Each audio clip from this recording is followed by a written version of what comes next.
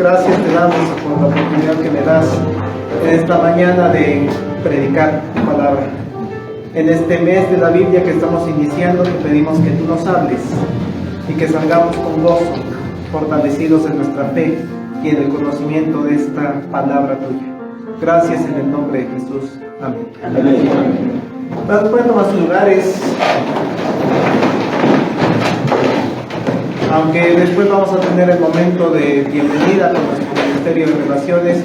Bienvenidos hermanos que están aquí al frente, por allá atrás acompañando a la hermana Elías, bienvenida. Por allá adelantito de nuestra hermana Elías también bienvenidos a este templo.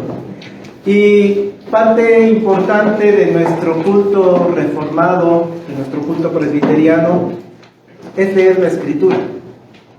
Pero además de leer la Escritura es estudiarla, meditar en ella. Pero además, hermanos, la Iglesia Nacional Presbiteriana y las iglesias protestantes en general aquí en nuestro país han decidido desde el siglo pasado que el mes de agosto se llama el mes de la Biblia. Así que hoy estamos iniciando una serie de meditaciones que van a estar enfocadas hacia valorar muchísimo más a la Biblia, conocerla un poco más. Y queremos que la Biblia, hermanos, al término de este mes, sea parte central de la vida de todos nosotros. Y es que es de suma importancia para la vida de cada uno de nosotros valorar qué es la Biblia. Pero no nada más que es la Biblia para la sociedad, porque ahí nos vamos a encontrar que incluso hasta en preparatoria, recuerdo que estudiábamos la Biblia en literatura universal, es que es un libro importante. Sí.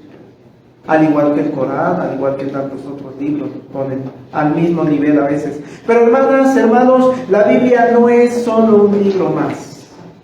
Aunque sí es un libro, un documento literario valioso, no es solamente una obra literaria, es algo más. Aunque la Biblia sí es un documento donde se marcan reglas éticas y morales a seguir, la Biblia es algo mucho más profundo, mucho más allá de los valores y de la moral. Hermanos, empecemos a salir de este templo con la idea muy clara que la Biblia es la palabra de Dios.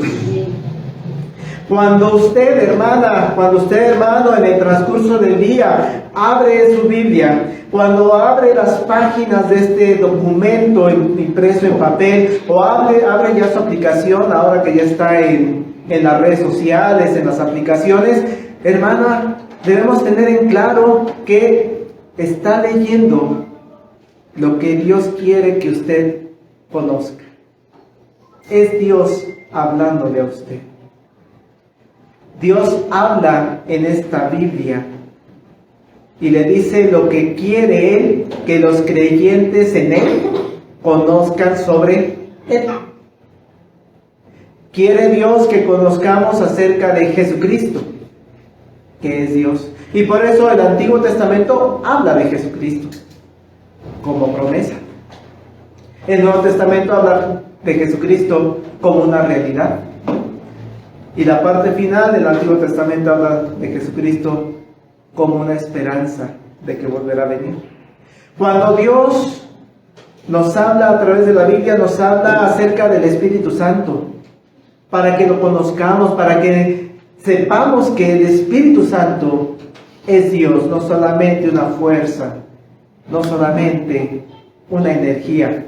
No, hermanos. La Biblia nos dice, el Espíritu Santo es Dios.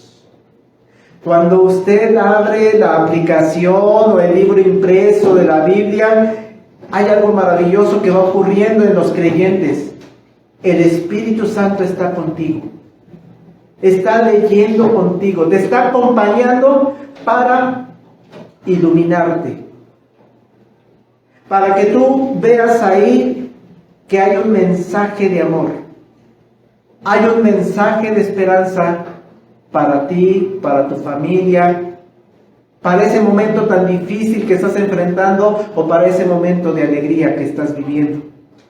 El Espíritu Santo te va llevando conforme vas leyendo la Sagrada Escritura.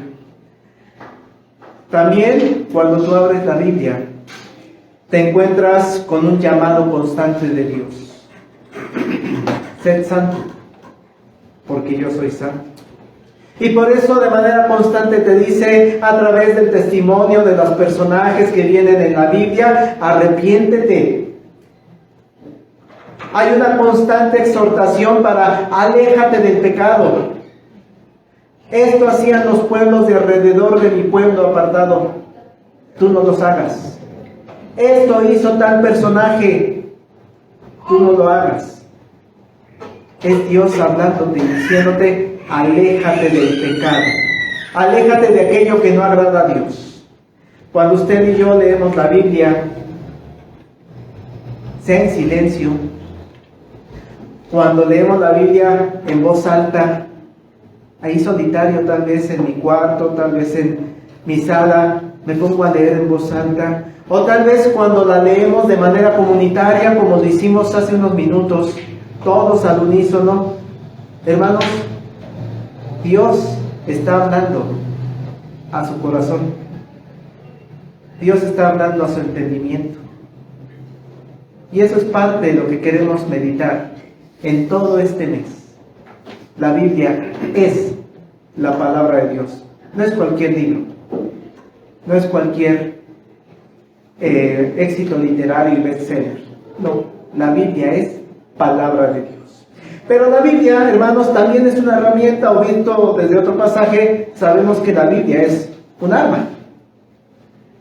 Un arma de defensa y de ataque. De hecho, cuando pensamos, los que conocemos esa armadura del cristiano que viene narrada en Efesios 6, menciona varias partes que tenía el soldado romano en ese momento, y una de ellas es la espada. Y dice, y la espada del Espíritu, que es la palabra de Dios. La Biblia es entonces una herramienta para defensa, pero también para el ataque, cuando somos atacados.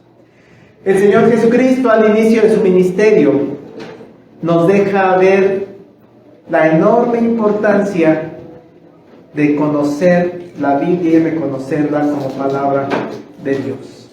Y para ello vamos a meditar en el pasaje que acabamos de leer. Un pasaje que es muy conocido por muchos de nosotros, que seguramente ha escuchado en alguna plática, ha escuchado en alguna película, en alguna serie, en YouTube seguramente hay pasajes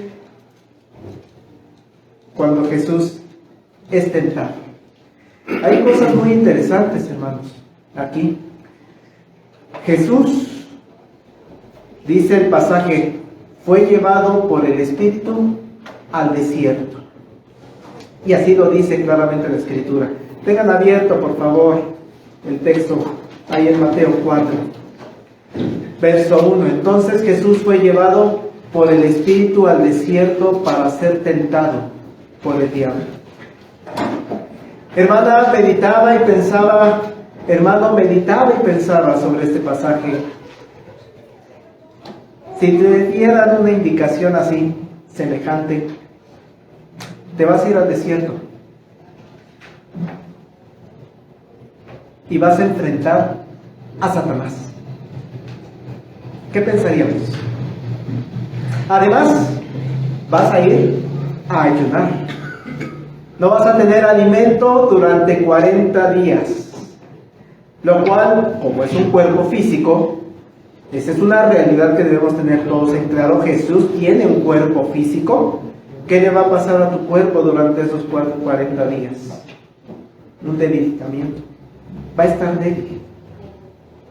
Dice el verso 2, después de haber ayunado 40 días y 40 noches, pues lo más natural, ¿no, hermanos? Tuvo hambre. Si yo ya tengo hambre, desayuné a las 9 de la mañana. 40 días, 40 noches.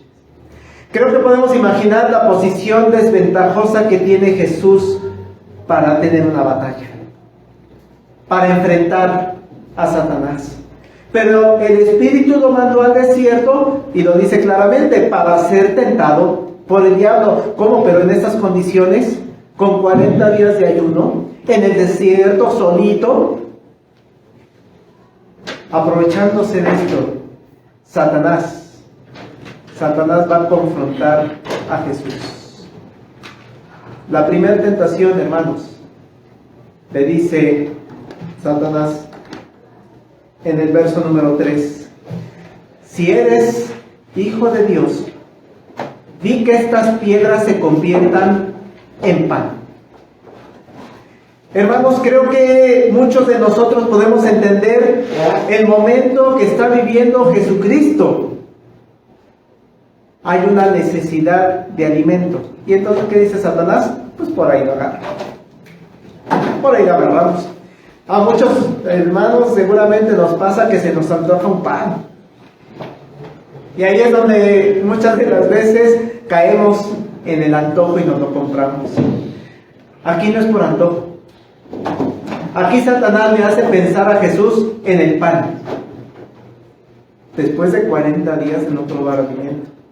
Un alimento que no es antojo, sino se vuelve en ese momento de primera necesidad. Para fortalecer el cuerpo, para fortalecer los músculos, todo el funcionamiento del cuerpo. Si eres hijo de Dios, di que estas piedras se conviertan en pan. Segunda tentación, versículo más adelante, 6. Si eres hijo de Dios, échate abajo, porque escrito está: a sus ángeles mandará acerca de ti y en sus manos te sostendrá para que no tropieces con tu pie en piedra. Hermanos, después de una tentación física que le puso, ahora el ataque es hacia su persona. Qué difícil para Jesús que lo cuestionen de lo que él sabe que es. Satanás sabe que Jesús se cree y sabe que es el Hijo de Dios. Y por eso cuestiona su identidad. Si eres hijo de Dios, o sea, pues eso es lo que tú dices. A ver, demuéstramelo. A ver si es cierto. Porque es bien fácil, Jesús, tú lo dices. Muéstrame. Y para reconocer que lo que dices es cierto, te pongo hasta una prueba. Que para nosotros, hermanos, no es posible, tal vez siquiera imaginar.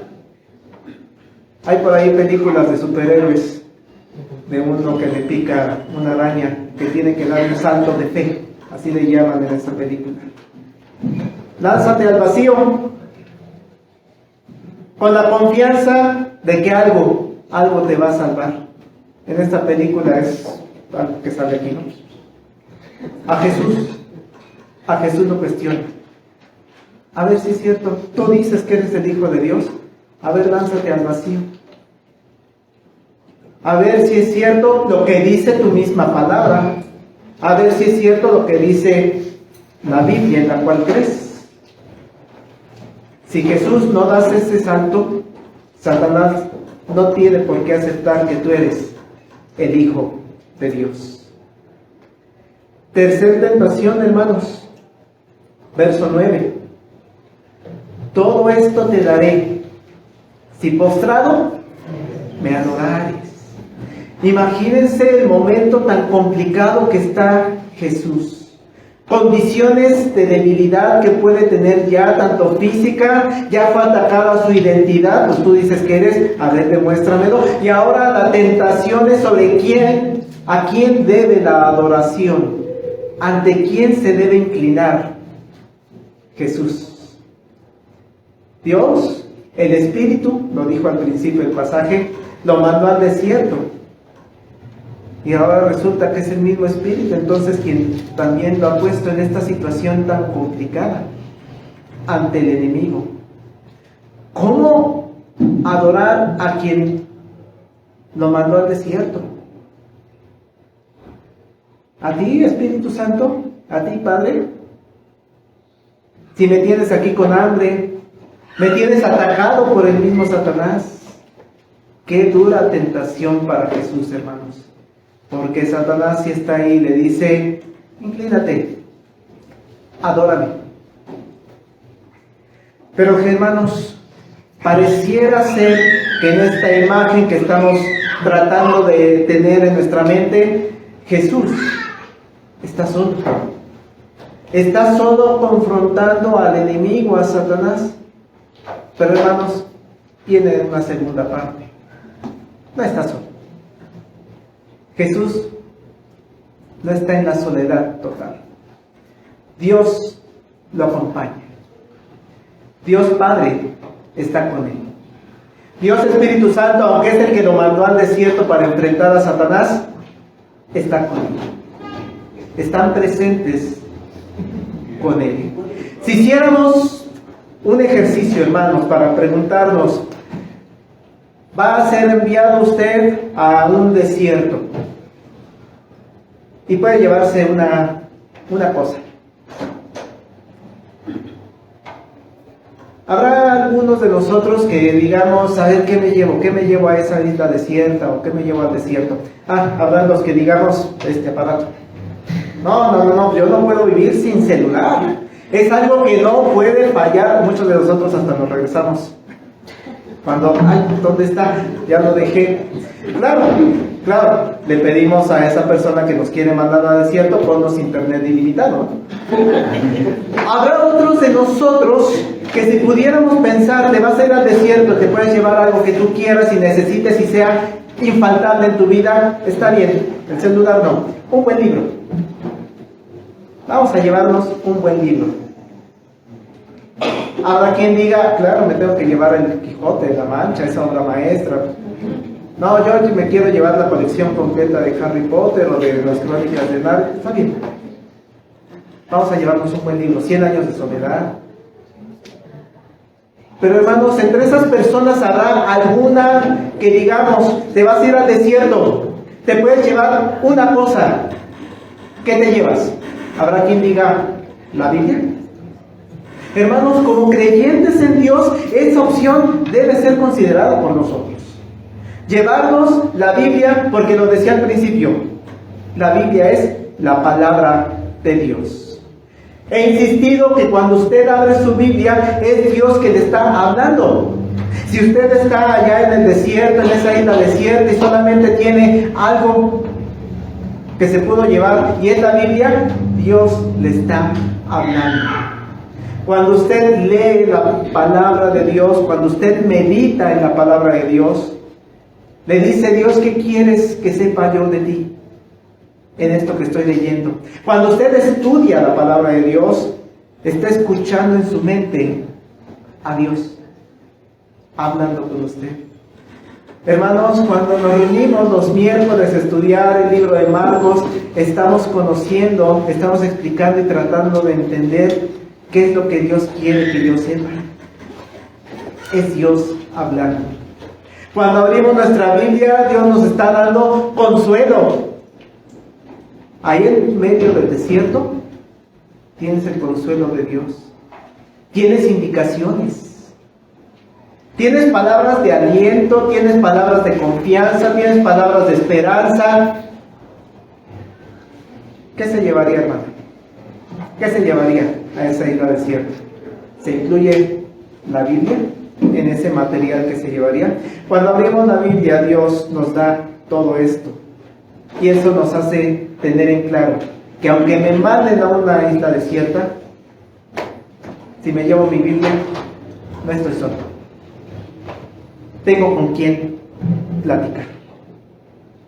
Tengo alguien que me está hablando. Jesús estaba en el desierto, confrontado por el mismo Satanás.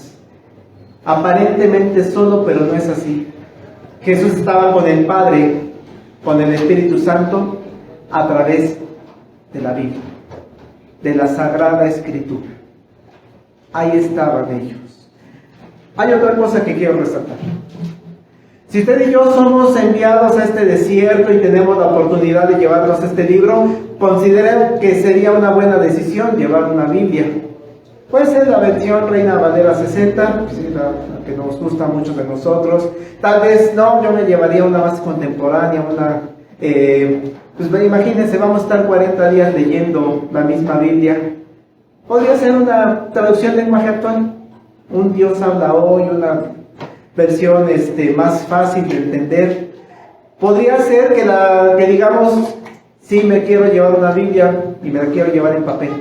Adelante, o puede ser que no, me la llevo en una aplicación del celular. Hermanos, Jesús fue enviado al desierto y se llevó la palabra de Dios, pero no se la llevó en papel. Recuerden que en la época de Jesús, la Biblia en ese momento está conformada por el Antiguo Testamento y son rollos y rollos y rollos. Entonces Jesús no agarró todo su ponche de rollos y anda cargando con su Biblia allá, y menos en internet, menos en una aplicación. ¿Dónde llevaba la Biblia nuestro Señor Jesucristo? En su mente. En su mente lleva la palabra de Dios. Y es que sé que en los últimos años, en el ámbito pedagógico nacional y hasta mundial, se está buscando cambiar. Ya no hagamos nada por memorización. Vamos a tener pensamiento crítico, ese es el término más moderno, ¿no? Pensamiento crítico. Y está bien. Ya no hagamos la memorización. Ahí es donde yo, en lo personal, cuestiono. Como docente, y creo que algunos de ustedes pueden estar de acuerdo conmigo, no es adecuado eliminar la memorización de manera total. Probablemente algunos de nosotros podemos dar testimonio que los textos bíblicos que nos sabemos de memoria, ¿cuándo nos los aprendimos, hermanos? De niños. De niños. Nuestra mamá, nuestro papá, nuestro abuelito, nuestra abuelita, ahí estaba. Repite de memoria. Algunos de los textos bíblicos son los que me aprendí en el departamento infantil, que al término de la clase, si te lo aprendes, te doy el dulce. Conductismo, ¿no? Pero así nos lo aprendíamos. Así los domingos, incluso, hermanos, hace muchos años, en las escuelas dominicales del país, se repetía el texto bíblico y pasaba un secretario a decir cuántos versículos se aprendió en esta semana. Y llevaban una anotación, estamos hablando de los años 40 del siglo pasado. Y aparte salía el pequeño, salíamos de pequeños, íbamos en el carro viajando. Repíteme tu texto, Marcos. Y ahí vamos repitiendo. ¿Qué me enseñaron hoy? Hay referencias de que muchos de nosotros conocemos los textos bíblicos porque estuvimos repase y repase y repase. Esa costumbre se ha perdido. Pero, hermanos, Jesús fue enseñado de niño en los temas de la Sagrada Escritura. Cuando dice Lucas, Jesús crecía en sabiduría, en estatura y en gracia para con Dios y los hombres, ese en sabiduría incluye que Jesús iba conociendo la Sagrada Escritura. Iba conociendo el Antiguo Testamento. Sus padres, José, María, cumplían la labor que les encomendó Dios desde Deuteronomio. Habla de este texto, por favor, me gusta mucho en lo personal leerlo. Deuteronomio 6, versículo 6.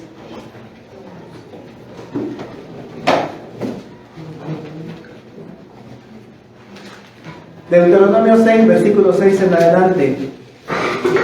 Y estas palabras que yo te mando hoy estarán sobre tu corazón. ¿Y qué dice, hermanos?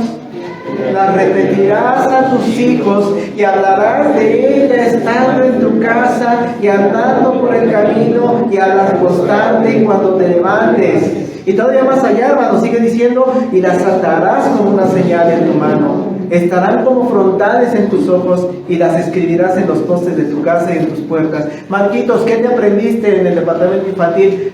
Dios es amor. Marquitos, estamos comiendo. Así era mi vida desde niño, con mi abuela. Esa enseñanza pudo tener fruto en Jesucristo. Cuando Jesús se tuvo que enfrentar a esa tentación, cuando Jesús tuvo que confrontar al enemigo, a Satanás de manera directa, no tuvo que sacar sus rollos, no tuvo que sacar su aplicación. Lo tenía de memoria. Regresamos al pasaje de Mateo 4, por favor. Mateo 4, versículo 3. Vino a él el tentador y le dijo: si eres hijo de Dios, di que estas piedras se conviertan en pan. Qué maravillosa respuesta de Jesús. Él respondió y dijo, escrito está. En la Biblia lo dice. No solo de pan vive el hombre, sino de toda palabra que sale de la boca de Dios. Esta es una referencia al libro de Deuteronomio. Jesús lo que está haciendo es buscando en sus recuerdos, buscando en su memoria, en todo eso que estudian los científicos de cómo funciona la memoria a corto, largo y mediano plazo, busca y encuentra el versículo adecuado para contestarle al enemigo. Deuteronomio 8:3 dice, y te afligió, te hizo tener hambre y te sustentó con maná, comida que no conocías tú ni tus padres la habían conocido, para hacerte saber que no solo de pan vivirá el hombre, mas de todo lo que sale de la boca de Jehová vivirá el hombre. Jesús no estaba solo. Jesús estaba con Dios y tenía la palabra de Dios en su mente. Y como decía nuestro hermano Daniel, no sé si lo alcanzaron a escuchar, en su corazón. Qué bendición para Jesús el que puede decir que su mamá y su papá le hayan hecho aprenderse la palabra de Dios. Qué bendición que sus padres estuvieron repitiéndole, estando en casa, andando en el camino, al acostarse, al levantarse. Ahora que Jesús está siendo tentado por el enemigo, puede tener en su mente el texto de la Escritura que le va a permitir resistir esta tentación. Y eso que las condiciones son difíciles. Convierte las piedras en pan. Sí, tengo hambre. Sí, tengo hambre. Sí, tengo incluso el poder de convertir las piedras en pan. Porque es Dios. Jesús es Dios. Pero no solo de pan vive el hombre. Hay otro aspecto de suma importancia para todos nosotros. Alimentarse de la palabra de Dios. Qué bendición que Jesús se sabía de memoria este pasaje. Dice el verso 5, por favor, de ahí de Mateo 4. Entonces el diablo le llevó a la santa ciudad y le puso sobre el pináculo del templo y le dijo, si eres hijo de Dios, échate abajo, porque escrito está, a sus ángeles mandarán acercarte acerca de ti y en sus manos te sostendrán para que no tropieces con tu pie en piedra. Hermanos, no sé si les sorprende que el mismo Satanás está citando la Biblia. Satanás conoce la Escritura. El enemigo la conoce y sabe lo que dice la Biblia. Por eso le dices que eres el Hijo de Dios. A ver, tu Biblia, lo que tú crees, dice y promete que va a mandar a sus ángeles. Claro, Satanás la está usando de forma mañosa para hacer caer a Jesús. Vamos, muéstrame tu poder para entonces ver y creer en lo que tú dices. Ay, ¿lo dice tu Biblia? ¿Lo que tú crees? Jesús, hermanos, todavía no inicia su ministerio. Todavía no muestra su poder para sanar, para controlar la naturaleza. Todavía no muestra su poder para expulsar demonios o para dar de comer a 4,000 o 5,000 personas. Pero Satanás está usando la misma palabra de Dios, que Jesús también conocía perfectamente, y la está utilizando para llevarlo a una tentación. ¿Qué contestó Jesús en el verso 7, hermanos? Jesús le dijo, escrito está también, no tentarás al Señor tu Dios. Ah, cómo me gusta esa palabra, también. Ah, ¿me estás atacando con la misma Escritura? Pues, ¿qué crees? Yo me defiendo con la misma Escritura, porque está escrito también.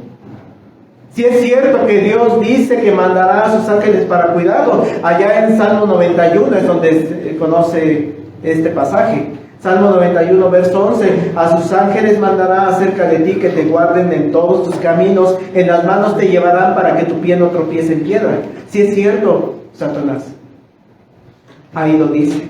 Pero con la misma palabra de Dios, también dice otra cosa que complementa esta información. Y la palabra que te voy a dar, Satanás, es muchísimo más efectiva de lo que tú me estás tentando. Responde mejor a lo que me estás planteando. Te contesto mejor con la misma Escritura que dice, ni te metas. Hermanos, Jesús claro que puede llamar a los ángeles para que nos rescaten si se deja caer. Es Dios. Pero no tiene por qué andar demostrándole su poder a Satanás.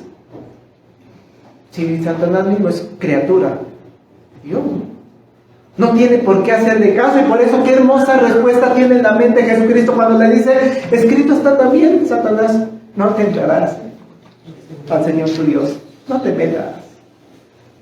No me pongas cosas que no te corresponden. Tú no puedes hacerlo. Qué bendición que Jesús, hermanos, no está solo en el desierto. Está con el Padre y con el Espíritu, porque está con la palabra de Dios en su mente. La tercera tentación todavía puede ser más agresiva, porque los 10 mandamientos los conocemos, sabemos que son perfectamente claros. Allá en Éxodo 20, no te inclinarás a ellas ni las honrarás, porque yo soy Jehová tu Dios. No te inclines. Pero a Satanás no le importa eso. Su trabajo en ese momento, en el desierto, en el enfrentamiento que tiene con Jesucristo, es tentar a Jesús. Buscar que caiga en pecado. Todo esto te daré si postrado me adorares. Nuevamente Jesús no está solo. Está con Dios. Nuevamente Jesús conoce la palabra de Dios. La tiene en su mente, la aprendió de memoria y ha llegado el momento de utilizarla. ¿Qué contesta, hermanos? Entonces, verso 10. Jesús le dijo: vete, Satanás, porque escrito está: al Señor tu Dios adorarás y a Él solo servirás. Jesús nuevamente está utilizando un pasaje del libro de Deuteronomio. Allá en Deuteronomio 6:13 dice: a Jehová tu Dios temerás y a Él solo servirás y por su nombre jurarás. Con la Escritura se defiende Jesús. Qué bendición que Jesús no está solo en el desierto, y soy reiterativo en eso. Que está con el Padre, con el Espíritu, y está con la palabra de Dios en su mente. Iglesia Getsemaní, este mes de la Biblia queremos recordar como comunidad lo importante que es la Biblia para cada uno de nosotros. Podría preguntar en ese momento, por ejemplo, ¿cuántos de nosotros leemos la Biblia diariamente? Y no solamente me quedo ahí, sino preguntar, ¿cuántos de nosotros, además de leer la Biblia, meditamos en ella? Le decimos a Dios y al Espíritu Santo: ¿qué mensaje tienes para mí? Tal vez un versículo al día leemos, tal vez son varios capítulos, pero en cuántos de ellos también, no nada más leemos porque Dios dijo que tengo que leer diario, entonces ya cumplí mi cuota, sino cuántos meditamos en ella, sobre la Escritura. Le dedicamos un espacio específico para tratar de pensar en qué nos está diciendo Dios a nosotros. Una pregunta más. ¿Cuántos de nosotros, además de leerla, de meditar en la Biblia, la estudiamos a profundidad? Es decir, buscamos información que nos permita entender el contexto en el cual está ese pasaje, ese versículo, para que me permita entender las palabras que no son claras. Eso, por ejemplo, es lo que hacemos los estudios de los miércoles. Tratamos de profundizar y por eso nos tardamos más de un año en un solo libro. El día de hoy quisiera invitarles a acercarse a la palabra de Dios. ¿Por qué es eso? La Biblia es Dios hablándole a usted. ¿Acaso no queremos que Dios nos hable? A veces no decimos: Dios, ¿dónde estás? ¿Por qué no te manifiestas? Aquí estoy. Ábrela, léela. ¿Por qué no me hablas de manera directa, Dios? Aquí estoy. Ábrela, léela, medita, estudia. Abre la Biblia. Tengamos en mente que en ningún momento, hermanos, estamos solos. Dios nos acompaña aun cuando andemos en un desierto.